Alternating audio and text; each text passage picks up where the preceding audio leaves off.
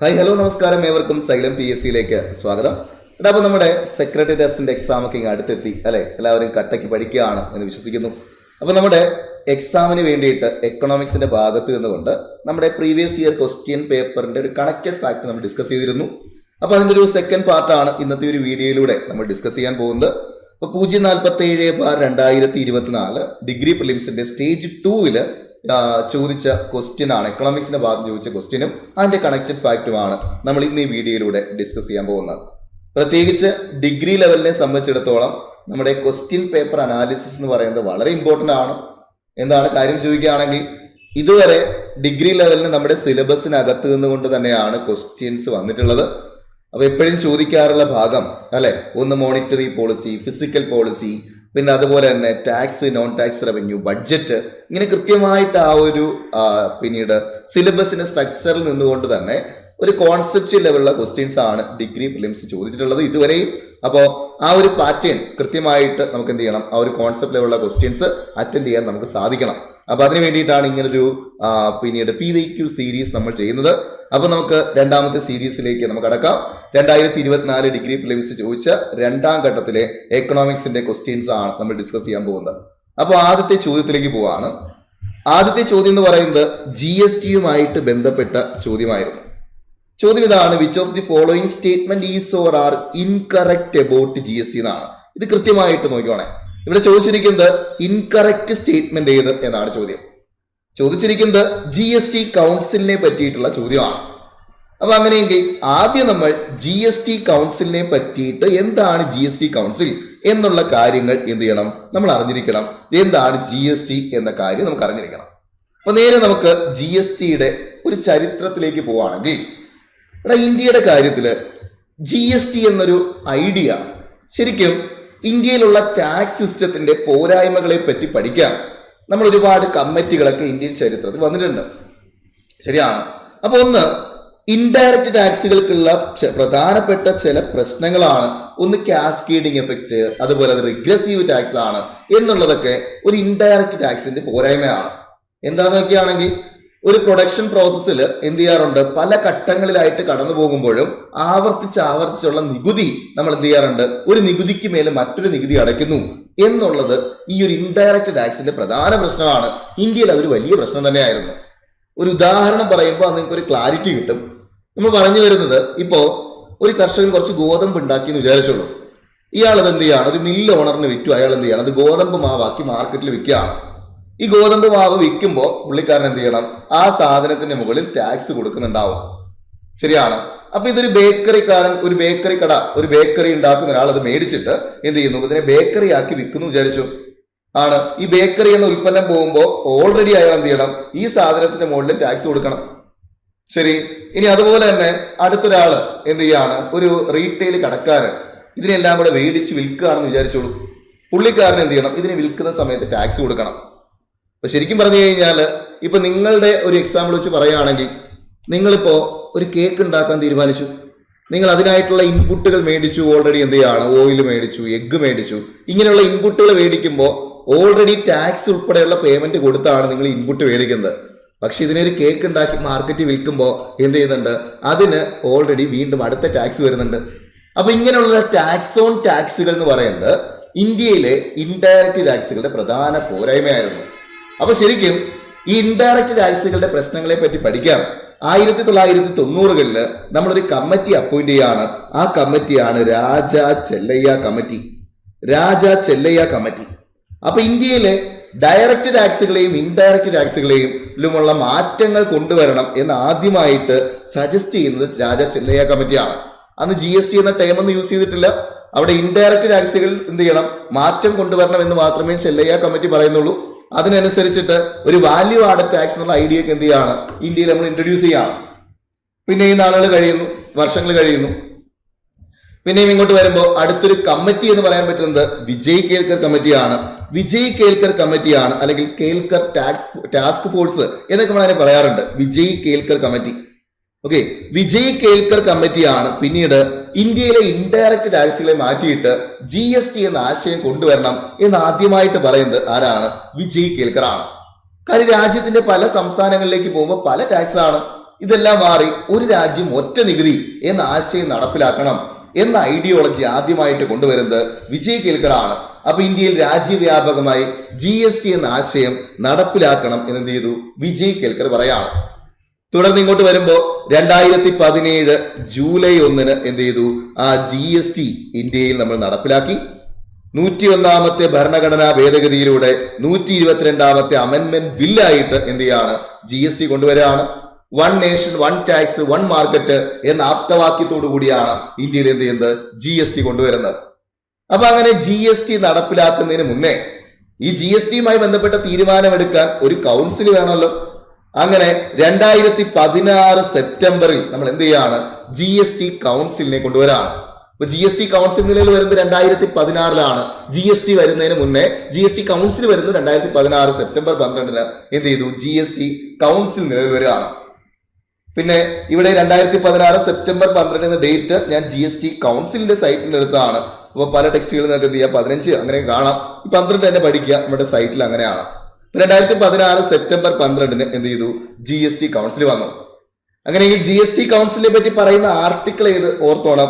Article 279A എന്തിനെ പറ്റി പറയുന്നത് GST കൗൺസിലിനെ പറ്റി പറയുന്നത്. അപ്പൊ GST കൗൺസിലിനെ പറ്റി പ്രതിപാദിക്കുന്ന ആർട്ടിക്കിൾ 279A. അങ്ങനെയെങ്കിൽ അടുത്തൊരു ചോദ്യം, GST കൗൺസിൽ എന്ന് പറയുന്ന ഒരു കോൺസ്റ്റിറ്റ്യൂഷണൽ ബോഡിയാണോ, നോൺ കോൺസ്റ്റിറ്റ്യൂഷണൽ ബോഡിയാണോ, സ്റ്റാറ്റ്യൂട്ടറി ബോഡിയാണോ എന്നാണ്. അവിടെ ആർട്ടിക്കിൾ ഞാൻ പറഞ്ഞു, അവിടുന്ന് തന്നെ കണക്ട് ചെയ്യാം. അതെന്താ, ഒരു കോൺസ്റ്റിറ്റ്യൂഷണൽ ബോഡിയാണ്, ഇന്ത്യൻ ഭരണഘടനയിൽ മെൻഷൻ ചെയ്തിട്ടുണ്ട്. അപ്പൊ അതൊരു ഭരണഘടനാ സ്ഥാപനമാണ്, കോൺസ്റ്റിറ്റ്യൂഷണൽ ബോഡിയാണ്. GST കൗൺസിലിനെ പറ്റി പ്രതിപാദിച്ച ആർട്ടിക്കിൾ 279A. GST കൗൺസിൽ ഒരു കോൺസ്റ്റിറ്റ്യൂഷണൽ ബോഡിയാണ്, നിലവിൽ വരുന്നത് 2016 സെപ്റ്റംബർ 12 ശരി, ഓക്കെ, അതൊക്കെ സമ്മതിച്ചു. എന്തിനായി GST കൗൺസിൽ? GSTയെ പറ്റിയിട്ടുള്ള തീരുമാനങ്ങൾ എടുക്കുന്നത്, അതുപോലെയുള്ള മറ്റ് നികുതി നിരക്കുകളെ പറ്റിയിട്ടുള്ള തീരുമാനങ്ങൾ എടുക്കുന്നത് ആരാണ്? ഈ GST കൗൺസിലാണ്. അപ്പോ GST കൗൺസിലിന്റെ അധ്യക്ഷൻ ആരാണ് എന്നുള്ളതാണ് ആദ്യത്തെ ചോദ്യം. ഓർത്തിരിക്കുക, GST കൗൺസിലിന്റെ അധ്യക്ഷൻ യൂണിയൻ ഫിനാൻസ് മിനിസ്റ്റർ ആണ്. ആരാണ്? യൂണിയൻ ഫിനാൻസ് മിനിസ്റ്റർ ആണ് GST കൗൺസിലിന്റെ അധ്യക്ഷൻ. ഓക്കെ, അപ്പൊ ഏറ്റവും ടോപ്പില് കേന്ദ്ര ധനകാര്യമന്ത്രി. ഓക്കെ, അപ്പൊ അവിടെ പ്രധാനമന്ത്രി എന്നൊക്കെ സ്റ്റേറ്റ്മെന്റ് തരാം. അല്ല, GST ആണ്, ടാക്സ് ആണ്. ടാക്സുമായിട്ട് ബന്ധപ്പെട്ട കാര്യങ്ങൾ ചെയ്യുന്നത് ഏറ്റവും ബെറ്റർ ആരെ ഏൽപ്പിക്കുന്ന? ഫിനാൻസ് മിനിസ്റ്റർ ഏൽപ്പിക്കുന്നതാണ്. അപ്പൊ അങ്ങനെയെങ്കിൽ ടാക്സ് ആയതുകൊണ്ട് അതിന്റെ ചെയർപേഴ്സൺ യൂണിയൻ ഫിനാൻസ് മിനിസ്റ്റർ ആണ്. അപ്പൊ നിതി ആയോഗിന്റെ ചെയർമാൻ ആരാ? നിതി ആയോഗ്. നിതി ആയോഗ് എന്ന് പറയുന്ന രാജ്യത്തിന്റെ പ്ലാനിങ് അല്ലേ ചെയ്യുക. അപ്പൊ അതിന്റെ ടോപ്പിലിരിക്കുന്ന രാജ്യത്തിന്റെ പ്രധാനമന്ത്രിയാണ്. ഇവിടെ ടാക്സ് ആയതുകൊണ്ട് ആരാ? അത് ചെയർപേഴ്സൺ യൂണിയൻ ഫിനാൻസ് മിനിസ്റ്റർ ആണ്. മറക്കില്ലല്ലോ. ശരി, അപ്പൊ അങ്ങനെയെങ്കിൽ കേന്ദ്രത്തിന്റെ ഭാഗത്ത് നിന്നുകൊണ്ട് ടോപ്പില് യൂണിയൻ ഫിനാൻസ് മിനിസ്റ്റർ, താഴെ അടുത്തത് യൂണിയന്റെ ഭാഗത്ത് നിന്നുകൊണ്ട് ഒരു മന്ത്രി കൂടിയുണ്ട്, state in charge of revenue or finance. Revenue അല്ലെങ്കിൽ ഫിനാൻസ് കൈകാര്യം ചെയ്യുന്ന ഏതെങ്കിലും ഒരു മന്ത്രി കേന്ദ്രത്തിന്റെ ഭാഗത്ത് നിന്ന് യൂണിയന്റെ ഭാഗത്ത് നിന്ന് ഉണ്ടാവും. അപ്പോ സെൻട്രലിന്റെ ഭാഗത്ത് നിന്ന് യൂണിയന്റെ ഭാഗത്ത് 2 പേരാണ് എന്തിലുള്ളത്? ആ GST കൗൺസിലുള്ളത്. ആരൊക്കെയാ?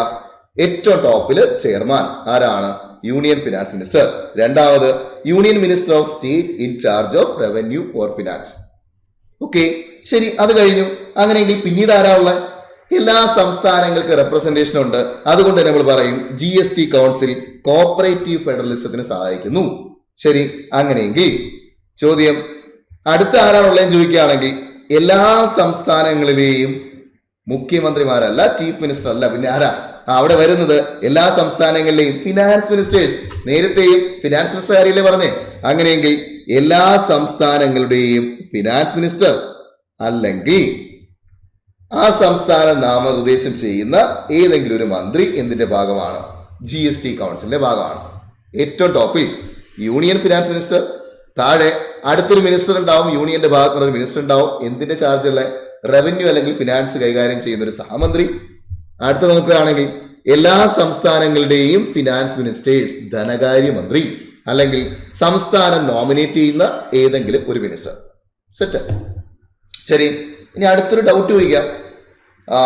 ഓക്കെ, സമ്മതിച്ചു, സംസ്ഥാനങ്ങൾക്ക് റെപ്രസെന്റേഷൻ ഉണ്ട്.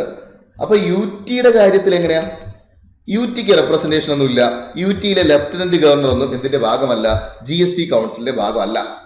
ഓക്കെ, ശരി, അങ്ങനെയെങ്കിൽ ലെജിസ്ലേച്ചർ ഉള്ള UT ആണെങ്കിലോ? ലെജിസ്ലേച്ചറുള്ള യുടിക്ക് റെപ്രസെന്റേഷൻ ഉണ്ട്. കാര്യം അവിടെ ഫിനാൻസ് മിനിസ്റ്റേഴ്സ് ഉണ്ടല്ലോ. ശരി, അപ്പൊ അങ്ങനെയെങ്കിൽ ഡൽഹി, അതുപോലെ പുതുച്ചേരി, ഇപ്പൊ നിലവില് ഇനിയിപ്പോ ജമ്മു ആൻഡ് കാശ്മീർ വരുന്നുണ്ട്, ആണ് UT ആണ്. അപ്പൊ അങ്ങനെ ഡൽഹി, പുതുച്ചേരി, JNK ഇവിടെയുള്ള എന്താണ് ആ ഫിനാൻസ് മിനിസ്റ്റേഴ്സ് അല്ലെങ്കിൽ സംസ്ഥാന നാമനിർദ്ദേശം ചെയ്യുന്ന ഏതെങ്കിലും ഒരു മിനിസ്റ്റർ എന്തിൽ അംഗമാണ്? GST കൗൺസിലിന്റെ ഭാഗമാണ്. ശരി, അപ്പൊ അടുത്തൊരു ചോദ്യം, ഏതെങ്കിലും ഒരു സംസ്ഥാനം ഇപ്പൊ എമർജൻസി ഡിക്ലെയർ ചെയ്തേക്കാണെങ്കിലോ, എമർജൻസി ഡിക്ലെയർ ചെയ്തേക്കുന്ന ഏതെങ്കിലും ഒരു സംസ്ഥാനമാണെങ്കിൽ ആർട്ടിക്കിൾ 356 അനുസരിച്ചിട്ട് എമർജൻസി ഡിക്ലെയർ ചെയ്തേക്കുന്ന ഒരു സംസ്ഥാനമാണെങ്കിൽ അവിടെ ഗവർണർ നാമനിർദ്ദേശം ചെയ്യുന്ന ഒരാൾ എന്തിൽ അംഗമായിരിക്കണം? GST കൗൺസിലിന്റെ ഭാഗമായിരിക്കും. സെറ്റ്. അപ്പോ തീർച്ചയായിട്ടും ഇനി എമർജൻസി പ്രഖ്യാപിക്കുന്ന സിറ്റുവേഷനിൽ പോലും എന്ത് ചെയ്യുന്നുണ്ട്? ആ സ്റ്റേറ്റിന് റെപ്രസെന്റേഷൻ ഉണ്ട്. അതുകൊണ്ട് തന്നെ നമുക്ക് കൃത്യമായിട്ട് പറയാം എന്താണ് GST കൗൺസിൽ എൻഷുർ ചെയ്യുന്നുണ്ട്, കോഓപ്പറേറ്റീവ് ഫെഡറലിസം എൻഷുർ ചെയ്യുന്നുണ്ട്. എന്ത് ചെയ്യാം? നമുക്ക് ഉറപ്പിച്ച് പറയാം. ഓക്കെ, അങ്ങനെയെങ്കിൽ GST കൗൺസിൽ എത്ര പേരാ ഉള്ളത്? യൂണിയന്റെ ഭാഗത്തു നിന്ന് 2 പേര്. എത്ര സംസ്ഥാനങ്ങൾ? 28 സംസ്ഥാനങ്ങൾ. ശരി, അപ്പോ ലെജിസ്ലേച്ചറുള്ള UTകൾ എത്ര എണ്ണം? അത് 3 എണ്ണം പറഞ്ഞു. അങ്ങനെയെങ്കിൽ മൊത്തം 33 അംഗങ്ങളാണ് നിലവിൽ എവിടെ ഉള്ളത്? GST കൗൺസിലിന്റെ ഭാഗമായിട്ടുള്ളത്. സെറ്റാണ്, ക്ലിയർ ആണ്. GST council clear. അങ്ങനെയെങ്കിൽ ഇനി ചോദ്യത്തിന്റെ ആൻസറിലേക്ക് പോവാം. ഇത് നോക്കി, which of the following statement is or are incorrect എന്നാണ് ചോദ്യം. ഫസ്റ്റ് പറയുന്നു, GST council comprises the prime minister and chief ministers of all the state. ശരിയാണോ തെറ്റാണോ? GST കൗൺസിൽ പ്രധാനമന്ത്രിയും ചീഫ് മിനിസ്റ്റർ ഉണ്ടോ? ഇല്ല. ഫസ്റ്റ് സ്റ്റേറ്റ്മെന്റ് തെറ്റ് ആണ്. ശരി, അടുത്തത്, Kelkar task force on indirect tax first proposed the idea of nation wide GST in India. ശരിയാണോ തെറ്റാണോ? ഇവിടെ നോക്കി, പരോക്ഷ നികുതിയെ സംബന്ധിച്ച കേൽക്കർ ടാസ്ക് ഫോഴ്സിന്റെ പിന്നീട് ഉപദേശമാണ് എന്ത് ചെയ്യുന്നത്? നിർദ്ദേശമാണ് ഇന്ത്യയിൽ രാജ്യവ്യാപകമായി GST എന്ന ആശയം മുന്നോട്ട് വെച്ചത്. തീർച്ചയായിട്ടും അത് ശരിയാണ്. 2 ശരിയാണ്. ഇപ്പൊ 2 ആൻസറിൽ വരൂ. ഇല്ല, തെറ്റാണ് ചോദിച്ചേക്കുന്നത്, ഇൻകറക്റ്റ് ആണ് ചോദിച്ചേക്കുന്നത്. ഇൻകറക്റ്റ് ആണ് ചോദിക്കുന്നതെങ്കിൽ ശരി ആൻസറിൽ വരില്ല, കറക്റ്റ് ആണ് ചോദിക്കുന്നത് തെറ്റ് ആൻസറിൽ വരില്ല. 2 ഉള്ളത് എലിമിനേറ്റ് ചെയ്യാം. ഡിയും പോയി, സിയും പോയി. ശരിയാണ്. അപ്പൊ 1 എന്തായാലും തെറ്റാണ് എന്നിപ്പോ നമുക്ക് കിട്ടി ആണ്. അപ്പൊ 3 വായിച്ചു നോക്കാം. GST council is chaired by prime minister of India. തെറ്റാണ്. അപ്പൊ തെറ്റായ സ്റ്റേറ്റ്മെന്റ് ആണ് ചോദിച്ചിരിക്കുന്നത്. 3 എന്തായാലും ആൻസറിൽ വരണം. അപ്പൊ answer option B, only 1 and 3. സെറ്റാണ്. ശരി, അങ്ങനെയെങ്കിൽ രണ്ടാമത്തെ ചോദ്യത്തിലേക്ക് നമുക്ക് പോവാം. രണ്ടാമത്തെ ചോദ്യം നേരെ GST കഴിഞ്ഞ് അടുത്ത് നമ്മോട് ചോദിച്ചത് മോണിറ്ററി പോളിസിയുമായി ബന്ധപ്പെട്ട ചോദ്യം തന്നെയാണ്. തീർച്ചയായിട്ടും സിലബസിൽ സ്പെസിഫൈ ചെയ്ത് മെൻഷൻ ചെയ്തേക്കുന്ന ഭാഗമാണ്. എല്ലാ തവണയും ഡിഗ്രി പ്രിലിംസ് നമുക്ക് എന്ത് ചെയ്യാറുണ്ട്? ഈ ഭാഗത്തും ക്വസ്റ്റ്യൻസ് കിട്ടാറുണ്ട്. അപ്പോ ചോദ്യം ഇതായിരുന്നു, which of the following statement is or are correct about monetary policy of RBI എന്നുള്ളതാണ് ചോദ്യം. കറക്റ്റ് സ്റ്റേറ്റ്മെന്റ് ആണ് ചോദിച്ചിരിക്കുന്നത്. ഓക്കെ, അപ്പൊ ഇവിടെ കൃത്യമായിട്ട് നോക്കുകയാണെങ്കിൽ നമുക്കിവിടെ പറഞ്ഞിരിക്കുന്ന മോണിറ്ററി പോളിസി കമ്മിറ്റിയെ പറ്റിയാണ്. അപ്പൊ എന്താണ് ഈ മോണിറ്ററി പോളിസി കമ്മിറ്റി എന്ന് നോക്കിയിട്ട് നമുക്ക് എന്ത് ചെയ്യാം? ഇതിന്റെ ആൻസറിലേക്ക് നമുക്ക് തിരിച്ചു വരാം. അപ്പൊ ഇവിടെ നോക്കുകയാണെങ്കിൽ എന്താണ് മോണിറ്ററി പോളിസി കമ്മിറ്റി എന്ന് ചോദിക്കുകയാണെങ്കിൽ നമ്മുടെ റിപ്പോ റേറ്റ്, റിവേഴ്സ് റിപ്പോ ഒക്കെ എത്രയാക്കണം? 6.5 ആക്കണോ, കൂട്ടണോ, കുറയ്ക്കണോ? ടൈറ്റ് മണി പോളിസി ഫോളോ ചെയ്യണോ, ഈസി മണി പോളിസി ഫോളോ ചെയ്യണോ, രാജ്യത്തെ മണി സപ്ലൈ കൂട്ടണോ, കുറയ്ക്കണോ എന്നുള്ള കാര്യങ്ങളൊക്കെ RBIയിൽ ഡിസിഷൻ എടുക്കുന്നത് ആരാണ്? ഒരു കമ്മിറ്റിയാണ്. ആ കമ്മിറ്റി വിളിക്കുന്ന പേരാണ് monetary policy committee. Monetary policy committee എന്താണ് അതിന്റെ ലക്ഷ്യം, എന്താണ് ജോലി എന്ന് ചോദിക്കുകയാണെങ്കിൽ കൺട്രോൾ ദി ഇൻഫ്ലേഷൻ. രാജ്യത്തെ ഇൻഫ്ലേഷൻ കൺട്രോൾ ചെയ്യുക. നമ്മുടെ ഇൻഫ്ലേഷൻ കൺട്രോൾ ചെയ്യാന്ന് വെച്ച് കഴിഞ്ഞാൽ ഇൻഫ്ലേഷന്റെ ടാർഗറ്റ് എത്രയാ? ഓർത്തിരിക്കണം, ഇന്ത്യയിലെ ഇൻഫ്ലേഷൻ ടാർഗറ്റിംഗ് 4% ആണ്. എന്ന് വെച്ച് കഴിഞ്ഞാൽ ബേസ് ഇയറിനെ കമ്പയർ ചെയ്ത് നോക്കുമ്പോൾ 2011-12 കമ്പയർ ചെയ്യുമ്പോൾ ഇൻഫ്ലേഷൻ എന്ന് പറയുന്നത് ഒരു 4% ആയിട്ട് മെയിൻറ്റെയിൻ ചെയ്ത് കൊണ്ടുപോകണം എന്നതാണ് രാജ്യത്തിന്റെ ടാർഗറ്റ്. അപ്പൊ അങ്ങനെയെങ്കിൽ ഈ പറയുന്ന ഇൻഫ്ലേഷൻ കൺട്രോൾ ചെയ്യുക, രാജ്യത്തിന്റെ പ്രൈസ് സ്റ്റെബിലിറ്റി നിലനിർത്തുക എങ്ങനെ? മോണിറ്ററി മെഷേഴ്സിലൂടെ എന്നുള്ളതാണ് ആരുടെ ജോലി? മോണിറ്ററി പോളിസി കമ്മിറ്റിയുടെ ജോലി. ഓക്കെ, അപ്പൊ മോണിറ്ററി പോളിസി കമ്മിറ്റിയിൽ ആരൊക്കെയാണുള്ളത്? 6 മെമ്പേഴ്സ് ആണ് എവിടെയുള്ളത്? Monetary policy കമ്മിറ്റിയിലുള്ളത്. ആരൊക്കെ? 6 പേരിൽ 3 പേര് ഗവൺമെന്റ് ഭാഗത്തു നിന്നും 3 പേര് RBIയുടെ ഭാഗത്തു നിന്നും, അങ്ങനെ മൊത്തം 6 പേര്. സെറ്റാണ്, നോക്കിയോണേ. ഇപ്പൊ മോണിറ്ററി പോളിസി കമ്മിറ്റിയിലെ അംഗങ്ങളുടെ എണ്ണം മൊത്തം 6 പേരാണ്. അതിൽ 3 പേര് RBIയുടെ ഭാഗത്തു നിന്ന്, 3 പേര് എവിടെ നിന്ന്, ഗവൺമെന്റ് ഭാഗത്തു നിന്ന്. RBIയുടെ ഭാഗത്തുനിന്നുള്ള 3 പേരെന്ന് പറയുമ്പോൾ ഈ പോയിന്റ് അടിവരയിട്ട് പഠിച്ചോണം, ഇൻക്ലൂഡിങ് RBI ഗവർണറാണ്. RBI ഗവർണർ ഉൾപ്പെടെ 3 പേര് RBIയുടെ ഭാഗത്തുനിന്ന്, പിന്നീട് ഗവൺമെന്റ് ഭാഗത്തുനിന്ന് 3 പേര്, അങ്ങനെ മൊത്തം 6 പേര്. സെറ്റ്. ശരി, അപ്പൊ ഇനി ഗവൺമെന്റ് ഭാഗത്തുള്ള 3 പേര് ആരാ എന്ന് ചോദിക്കുകയാണെങ്കിൽ അത് മന്ത്രിമാരൊന്നുമല്ല, മറിച്ച് എന്തായിരിക്കും, നമ്മുടെ ഒരു സെർച്ച് കമ്മിറ്റി തീരുമാനിക്കുന്ന 3 പേരായിരിക്കും എന്തിന്റെ ഭാഗമാവുക, ഗവൺമെന്റ് ഭാഗത്തുനിന്ന് വരിക. കാര്യം മോണിറ്ററി പോളിസിയെ പറ്റി അറിയാവുന്ന, ഫിനാൻസിനെ പറ്റി അറിയാവുന്ന, ഇന്ത്യൻ എക്കോണമിയെ പറ്റി അറിയുന്ന ആൾക്കാരായിരിക്കണം ഇതിന്റെ ഇവിടെ ഉണ്ടാവേണ്ടത്. ശരിയാണ്. അപ്പൊ അങ്ങനെയെങ്കിൽ ഇതേ ഇവിടെ നോക്കുമ്പോൾ മോണിറ്ററി പോളിസിയിൽ 6 അംഗങ്ങൾ, അതില് 3 പേര് ഗവൺമെന്റ് ഭാഗത്തുനിന്ന്, 3 പേര് RBIയുടെ ഭാഗത്തുനിന്ന്. ഗവൺമെന്റിന്റെ ഭാഗത്തുനിന്നുള്ള 3 പേരെ അപ്പോയിന്റ് ചെയ്യുന്നത് ആരാണ്, ഒരു സെർച്ച് കമ്മിറ്റിയാണ് എന്ത് ചെയ്യുന്നത്, അവരെ തീരുമാനിക്കുന്നത്, അവരെ തിരഞ്ഞെടുക്കുന്ന ഒരു സെർച്ച് കമ്മിറ്റിയാണ്. ഇതിൽ രാജ്യത്തിന്റെ RBI ഗവർണറൊക്കെ ഇൻക്ലൂഡ് ആണ്.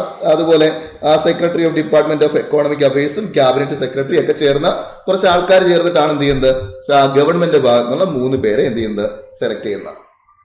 ഇനി അടുത്ത ചോദ്യം, അപ്പോ മോണിറ്ററി പോളിസി കമ്മിറ്റി അംഗങ്ങളുടെ എണ്ണം കിട്ടി, എത്രയാ, 6 പേര്.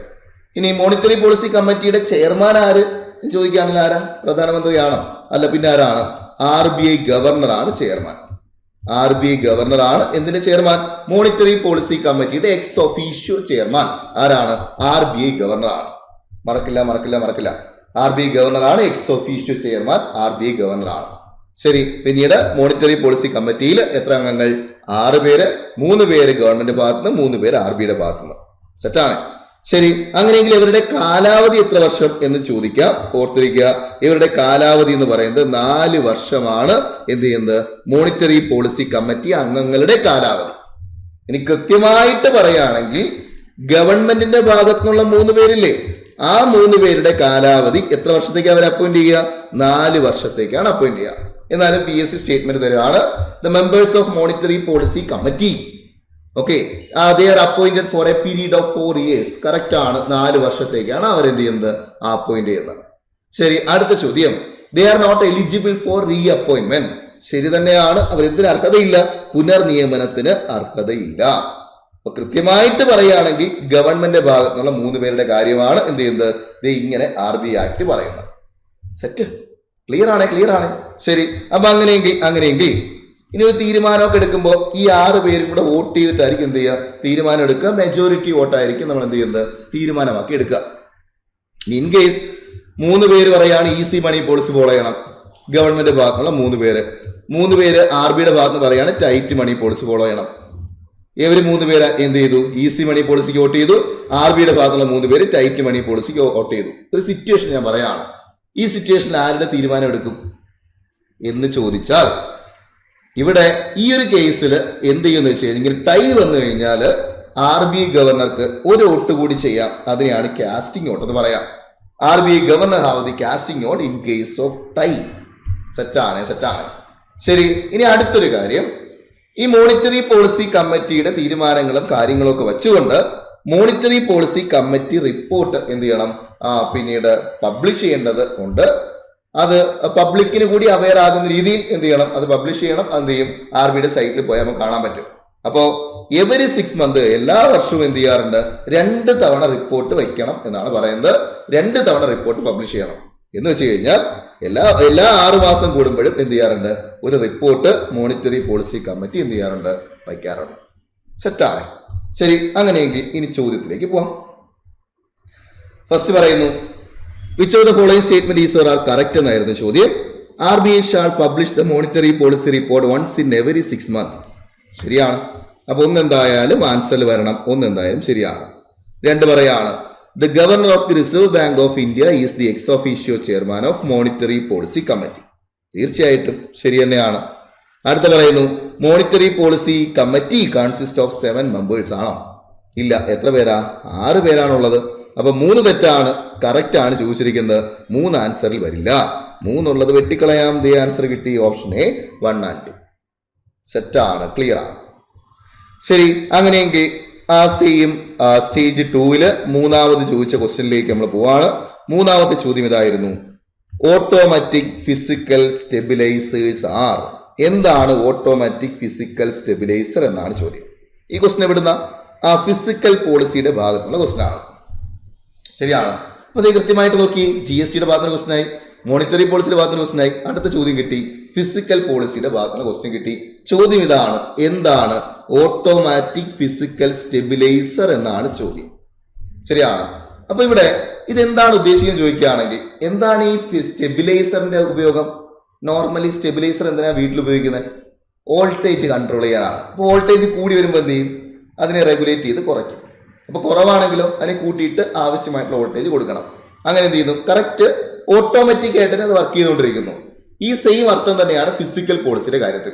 അവിടെ വോൾട്ടേജ് ആയിരുന്നെങ്കിൽ ഇവിടെ ആരാണ്? ഇവിടെ ഉള്ളത് മണി സപ്ലൈ ആണ്. ശരി.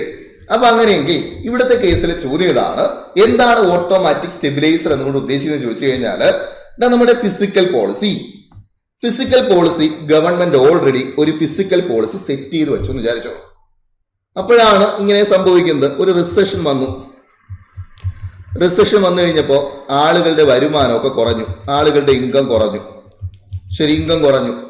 അപ്പൊ അങ്ങനെയാണെങ്കിൽ എന്താണ് സംഭവിക്കുക എന്നാണ് ചോദ്യം. ജോലിയൊക്കെ നഷ്ടപ്പെട്ടെന്ന് വിചാരിച്ചു. ശരി, റിസഷൻ വന്നപ്പോൾ കുറെ ആൾക്കാരുടെ ജോലി പോയി.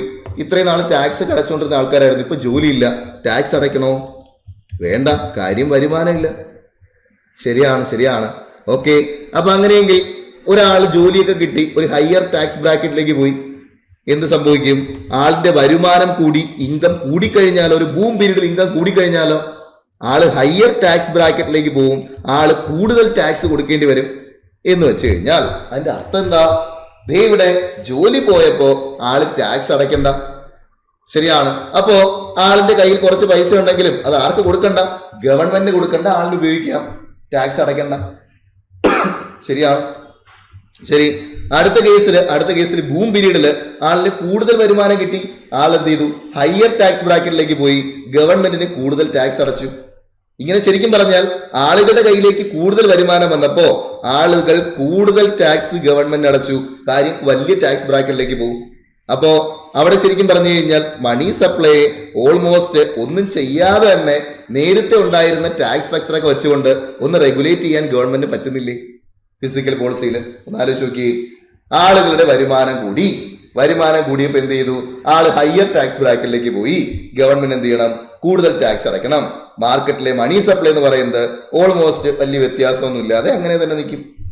ഇനി വീണ്ടും എക്കോണമിയിൽ എന്ത് ചെയ്യാണ്? ആളുകളുടെയൊക്കെ വരുമാനം വീണ്ടും കൂടി വിചാരിച്ചോ, ഇൻകം കൂടി വിചാരിച്ചോ, വീണ്ടും ആള് ഹയർ ടാക്സ് ബ്രാക്കറ്റിലേക്ക് പോകും, ഗവൺമെന്റ് എന്ത് ചെയ്യണം? കൂടുതൽ ടാക്സ് അടയ്ക്കണം. സെറ്റാണ്, മണി സപ്ലൈ കൺട്രോൾഡ് ആവും. ഇനി അതുപോലെ ബൂം പീരീഡിലാണെങ്കിൽ അതിനനുസരിച്ച് എന്ത് ചെയ്യും? ഗവൺമെന്റ് ഈ പറയുന്ന പദ്ധതികളിലൂടെയും പെൻഷനൊക്കെ എന്ത് ചെയ്യും? കൂടുതൽ ഗവൺമെന്റ് എന്ത് ചെയ്യുന്നുണ്ടാവും? സ്പെൻഡ് ചെയ്യുന്നുണ്ടാവും അതിനനുസരിച്ച്. സെറ്റാണ്. അപ്പൊ എന്താണ് ഓട്ടോമാറ്റിക് സ്റ്റെബിലൈസർ എന്ന് ചോദിക്കുകയാണെങ്കിൽ, നമ്മൾ ബിൽറ്റ് ചെയ്യുന്ന ഫിസിക്കൽ പോളിസി എന്ന് പറയുന്നത് are built in features of the tax and transfer payment system are automatically adjust the economic fluctuation. അപ്പൊ എക്കോണമിയിൽ ഉണ്ടാകുന്ന ഫ്ലക്ച്വേഷനെ ഓട്ടോമാറ്റിക്കലി അഡ്ജസ്റ്റ് ചെയ്യുന്ന രീതിയിലാണ് എന്ത് ചെയ്യുന്നത്? ആ ഒരു ഫിസിക്കൽ പോളിസി സെറ്റ് ചെയ്യുന്നത്. ആളുകളുടെ ഇൻകം കൂടിക്കഴിഞ്ഞാൽ അതിനനുസരിച്ച് എന്ത് കൂടിക്കോളും? ടാക്സ് റേറ്റ് എന്ത് ചെയ്തോളും? കൂട്ടിക്കോളും. സെറ്റാണ്. ഇനി ഇൻകം കുറഞ്ഞാലോ അതിനനുസരിച്ച് ടാക്സ് റേറ്റ് കുറഞ്ഞോളും. അങ്ങനെ മണി സപ്ലൈ എന്ത് ചെയ്യാം? കൺട്രോൾഡ് ആയിട്ട് നിർത്താം എന്നാണ് എന്ത് ചെയ്യുന്നത്? ഓട്ടോമാറ്റിക് സ്റ്റെബിലൈസർ പറയുന്നത്. അപ്പൊ എന്താ ഓട്ടോമാറ്റിക് സ്റ്റെബിലൈസർ? ആളുകളുടെ ഇൻകം മാറുന്നതിനനുസരിച്ചിട്ട് എന്തിൽ മാറ്റം വരുന്നു? ഗവൺമെന്റ് കിട്ടുന്ന ടാക്സിലും ട്രാൻസ്ഫർ പേയ്മെന്റിലും മാറ്റം വരുന്നു. സിമ്പിൾ അല്ലേ? ശരി, അപ്പൊ നമുക്ക് ആൻസറിലേക്ക് പോവാം. ഇത് നോക്കി. First option, changes in tax and government transfer payment that occur when the level of income changes. ആളുകളുടെ ഇൻകം മാറുന്നതിനനുസരിച്ച് ടാക്സും ഗവൺമെന്റിന്റെ എന്ത് ചെയ്യുന്നു? ട്രാൻസ്ഫർ പേയ്മെന്റ് ഒക്കെ മാറുന്നു. Option A. ശരി, ഓപ്ഷൻ ബി പറയാണ്, change in the level of income that occur due to change in tax rate and government transfer payment. Government tax rate വ്യത്യാസം വരുത്തിയത് കൊണ്ട് ആളുകളുടെ വരുമാനത്തിൽ മാറ്റം വരുന്നു. അങ്ങനെയാണോ? അല്ല. നമുക്ക് ആൻസർ കിട്ടി. ഏതാ ആൻസർ? ഓപ്ഷൻ എ ആണ് ശരി ഉത്തരം. അവിടെ ഗവൺമെന്റ് കിട്ടുന്ന ടാക്സിലും ഗവൺമെന്റ് കൊടുക്കേണ്ടി വരുന്ന ട്രാൻസ്ഫർ പേയ്മെന്റിലും ഒക്കെ മാറ്റം വരുന്നു. എങ്ങനെയാണ്? ആളുകളുടെ വരുമാനം മാറുന്നതിനനുസരിച്ച്. അതാണ് ഓട്ടോമാറ്റിക് സ്റ്റെബിലൈസർ. ഓപ്ഷൻ എ ആണ് ശരി ഉത്തരം. സെറ്റാണ്. ശരി, അടുത്ത ചോദ്യത്തിലേക്ക് പോവാം. നാലാമത്തെ ചോദ്യം. അടുത്ത ആ ഒരു സ്റ്റേജിൽ ചോദിച്ച അടുത്തൊരു ചോദ്യം എന്ന് പറയുന്നത് നാഷണൽ ഇൻകവുമായിട്ട് റിലേറ്റ് ചെയ്ത ചോദ്യമാണ്. ചോദ്യം ഇതാണ്: according to the system of national income accounting which of the following statement is or are correct എന്നാണ് ചോദ്യം. ഓക്കെ, ഇവിടെ നമുക്ക് തന്നിരിക്കുന്ന ഒരു ഇക്വേഷൻ ആണ്. ഇവിടെ ചോദിച്ചേക്കുന്നത് ഗ്രോസ് നാഷണൽ ഇൻകം എന്താണെന്ന് പറയുന്നു. GDP plus primary income receivable from rest of the world minus primary income payable to the rest of the world എന്ന് പറയുന്നു. അതാണ് ഗ്രോസ് നാഷണൽ ഇൻകം. അടുത്ത് പറയുന്നത് gross national disposable income is equal to gross national income plus current transfers receivable minus current transfers payable. Okay, അടുത്ത് പറയുന്നു gross national disposable income can be divide into gross savings and final consumption.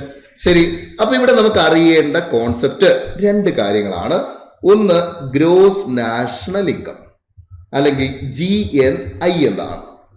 രണ്ട് gross national disposable income എന്താണ്. ഈ രണ്ട് കാര്യങ്ങളാണ് ഇവിടെ നമ്മൾ അറിയേണ്ടത്. ഓൾറെഡി നിങ്ങൾ പഠിച്ചിട്ടുണ്ടാവും GNP എന്ന കോൺസെപ്റ്റ് ഓൾറെഡി നമുക്കറിയാം അല്ലെ. എന്തായിരുന്നു GNP എന്താണെന്ന് ചോദിക്കുകയാണെങ്കിൽ ആദ്യം നമ്മൾ GDP പറ്റി പറയണം. ശരിയാണ്. എന്താണ് GDP എന്ന് പറയുന്നത് ഒരു രാജ്യത്തിന്റെ ഡൊമസ്റ്റിക് ടെറിട്ടറിക്കുള്ളിൽ, ഇത് ഇന്ത്യ ആണെന്ന് സങ്കല്പിച്ചോളൂ. ശരി, അങ്ങനെയെങ്കിൽ ഇന്ത്യയുടെ ഡൊമസ്റ്റിക് ടെറിട്ടറി ഇതാണെങ്കിൽ ഈ ഡൊമസ്റ്റിക് ടെറിട്ടറിക്കുള്ളിൽ എന്തുമാത്രം പ്രൊഡ്യൂസ് ചെയ്യുന്നുണ്ടോ, എന്തുമാത്രം goods and service, final goods and service എന്തുമാത്രം പ്രൊഡ്യൂസ് ചെയ്യുന്നുണ്ടോ അതിന്റെ ടോട്ടൽ മണി വാല്യൂവിനെയാണ് GDP എന്ന് വിളിച്ചത്.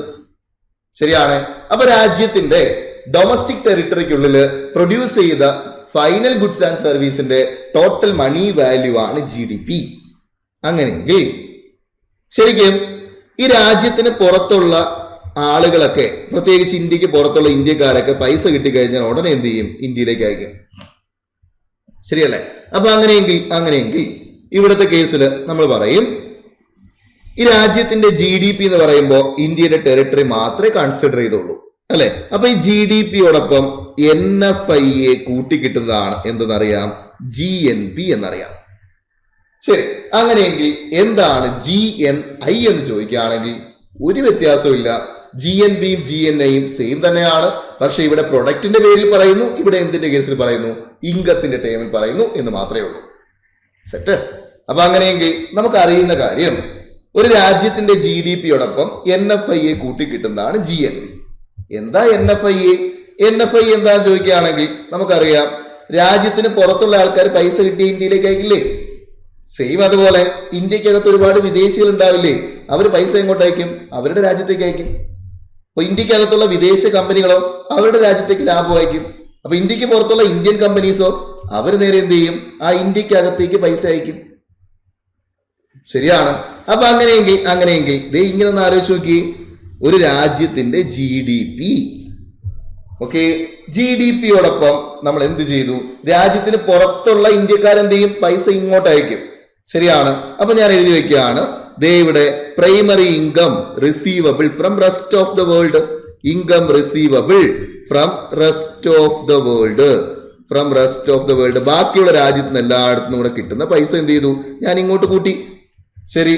അപ്പൊ അങ്ങനെയെങ്കിൽ രാജ്യത്തിനകത്ത് പുറത്തേക്ക് വയ്ക്കുന്ന പൈസ ഇപ്പൊ എന്ത് ചെയ്യണം? അത് കുറയ്ക്കണം. ശരിയാണ്. നിങ്ങളുടെ മനസ്സിൽ വന്ന ആൻസറാണ് ഞാൻ എഴുതുന്നത്. അപ്പോ എന്താണ് അടുത്ത എഴുതുകയാണ്, ആ primary income payable to the rest of the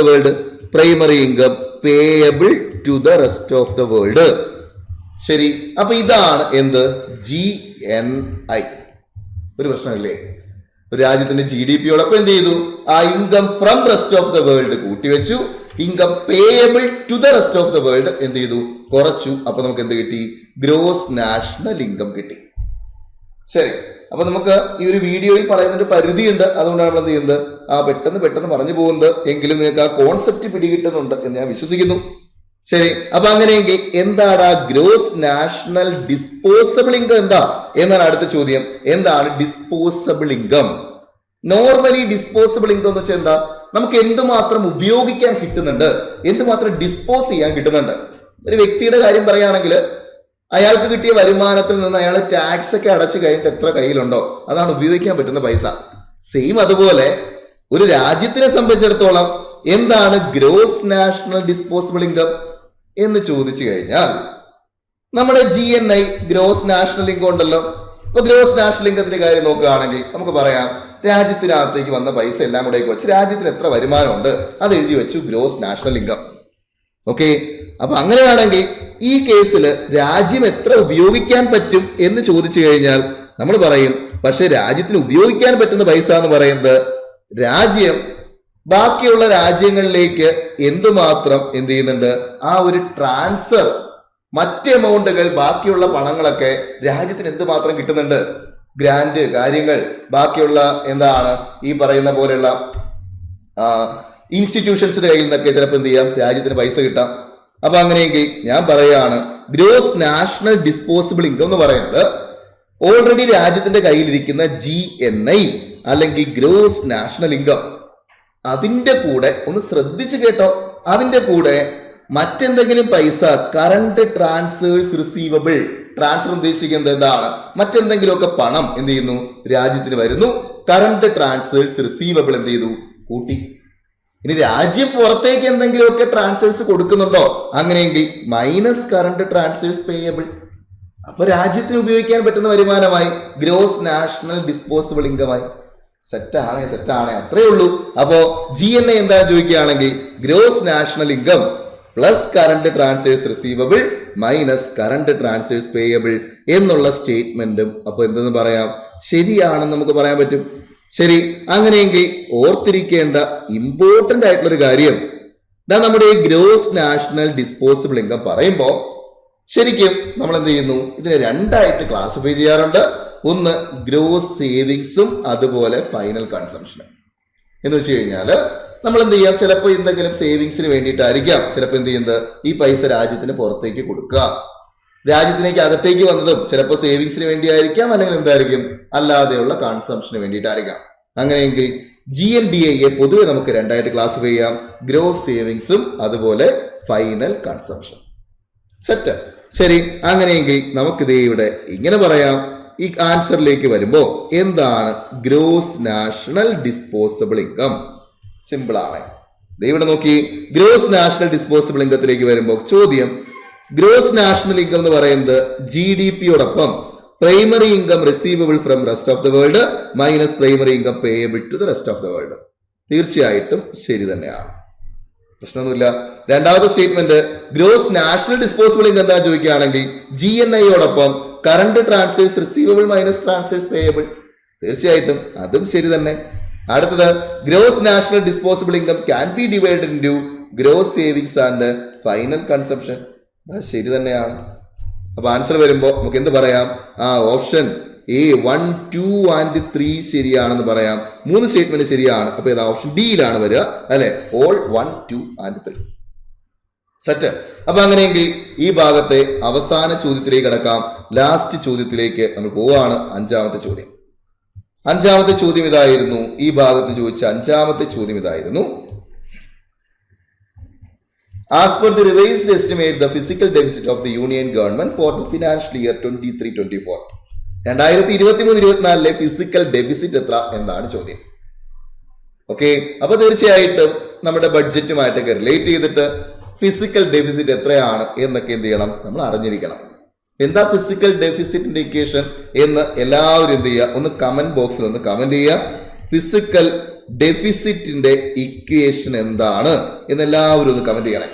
എന്താണ് ഫിസിക്കൽ ഡെഫിസിറ്റിന്റെ ഇക്വേഷൻ? ഓക്കെ, അപ്പൊ ഓർത്തിരിക്കുക, ഇതെല്ലാവരും ഒന്ന് കമന്റ് ചെയ്യുക. ഫിസിക്കൽ ഡെഫിസിറ്റ് എന്താണെന്ന് ചോദിക്കുകയാണെങ്കിൽ ദേ ഇവിടെ ഒന്ന് ഓർത്തിരിക്കാം. ഫിസിക്കൽ ഡെഫിസിറ്റ് 2023-24 റിവൈസ്ഡ് എസ്റ്റിമേറ്റ് എന്ന് പറയുന്നത് 5.8% ആയിരുന്നു. എന്താ റിവൈസ്ഡ് എസ്റ്റിമേറ്റ്? നമ്മുടെ ബഡ്ജറ്റിലാണ് നമ്മൾ ഫിസിക്കൽ ഡെഫിസിറ്റ് എത്രയാണ് എന്നൊക്കെ പ്രഖ്യാപിക്കുക. അപ്പോൾ ഈ ബഡ്ജറ്റ് അവതരിപ്പിക്കുന്ന എല്ലാ വർഷവും ഫെബ്രുവരി മാസം 1-ാം തീയതിയാണ് 2017 മുതൽ. ഓക്കെ, അപ്പൊ അങ്ങനെയെങ്കിൽ നമ്മുടെ ഫിനാൻഷ്യൽ ഇയർ എന്ന് പറയുന്നത് April 1 മുതൽ എന്ന് വരെ ആയിരിക്കും, March 31 വരെ ആയിരിക്കും. അപ്പൊ ഈ ഒരു ഫിനാൻഷ്യൽ ഇയർ കംപ്ലീറ്റ് ചെയ്തിട്ടുണ്ടാവില്ല ബഡ്ജറ്റ് അവതരിപ്പിക്കുമ്പോൾ. എന്നാൽ നമ്മൾ നേരത്തെ കാൽക്കുലേറ്റ് ചെയ്ത് വെച്ച എസ്റ്റിമേറ്റിനെ ഒന്ന് റിവൈസ് ചെയ്ത് പറയാൻ പറ്റും. കാര്യം ജനുവരി വരെയുള്ള കണക്ക് നമ്മുടെ ഉണ്ട്, അല്ല ജനുവരിക്ക് മുന്നേ വരെയുള്ള കണക്ക് നമ്മുടെ ഉണ്ട്. ശരി, അപ്പൊ അങ്ങനെയെങ്കിൽ ജനുവരിക്ക് മുന്നേ വരെയുള്ള കണക്കുകളൊക്കെ വെച്ചുകൊണ്ട് നമ്മൾ പറയും ഈ മാർച്ച് അങ്ങോട്ട് കഴിയുമ്പോൾ നമ്മുടെ ഫിസിക്കൽ ഡെഫിസിറ്റ് ഇത്രയായിരിക്കും. അതാണ് റിവൈസ്ഡ് എസ്റ്റിമേറ്റ്. ഇനി ഫിനാൻഷ്യൽ ഇയർ കഴിയുമ്പോൾ എന്ത് ചെയ്യാറുണ്ട്, ഒരു പ്രൊവിഷണൽ ആക്ച്വൽ വരാറുണ്ട്. അപ്പൊ എപ്പോഴും പരീക്ഷയ്ക്ക് ചോദിക്കുന്ന എസ്റ്റിമേറ്റ് ആണ്. ഇപ്പൊ 2023-24 റിവൈസ്ഡ് എസ്റ്റിമേറ്റ് 5.8% ആയിരുന്നു. ഓക്കെ, ഇനി അത് ആക്ച്വൽ 5.6%. മാർച്ച് 31 കഴിഞ്ഞിട്ട് നമ്മൾ എന്ത് ചെയ്തു, ആക്ച്വൽ എത്രയാണെന്ന് പറയണ്ടായി.